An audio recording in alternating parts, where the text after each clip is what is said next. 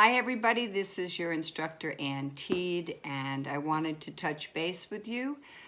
We are entering Module 4, Session 4 for Artistic Development. I've given you videos and assignments. You've been participating in the discussion board, and I'm really excited about all the things that you're contributing.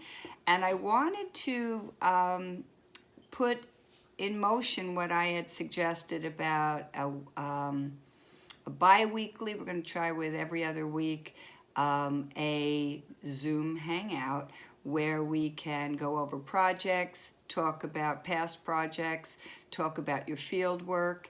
And I am putting an invite out for Tuesdays, so I'd like to start it next Tuesday, the 16th at 7 p.m.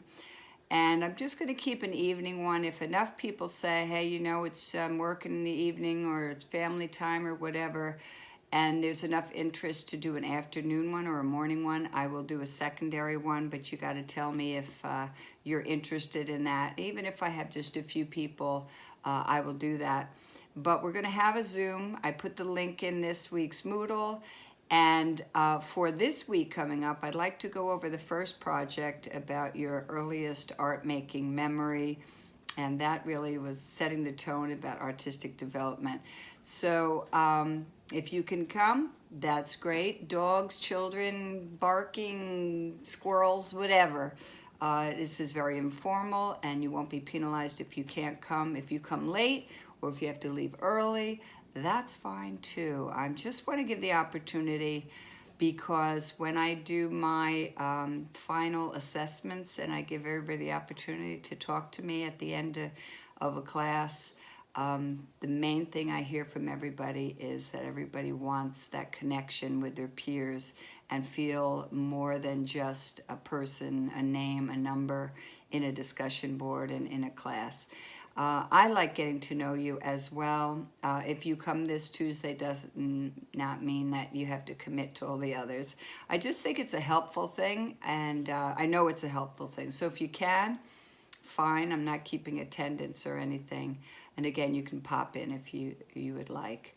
All right, so I'm going to try this Tuesday, and we'll see how it goes. If it's really something that everybody wants every week, I'll run it every Tuesday night, or we'll go bi-weekly, or maybe we'll switch the nights up. A Tuesday, the next week we'll do a Wednesday afternoon or something.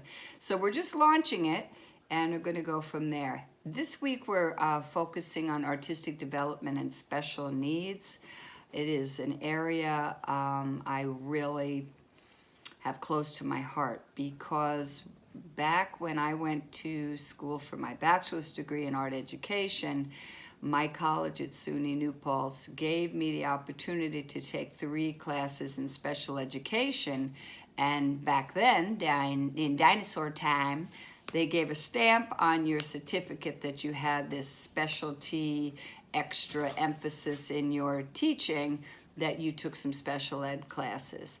And a professor pulled me aside, God bless him, because he changed my life. And he said, you know, if you just do a student teaching practicum, you can get a certification in special ed because you have all the education classes, you have the psychology, paralleling art education to other disciplines. You just need, now you've taken these 3 major core special ed classes, all you need is that practicum.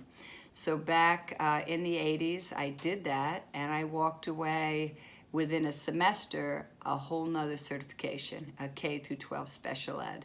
And thank God for that, because my first job was at a residential special ed school. Hardcore, learned so much, and I got to do some great art with kids who not only were they exceptional individuals with individual needs, they also did not even live at home because their needs were so great.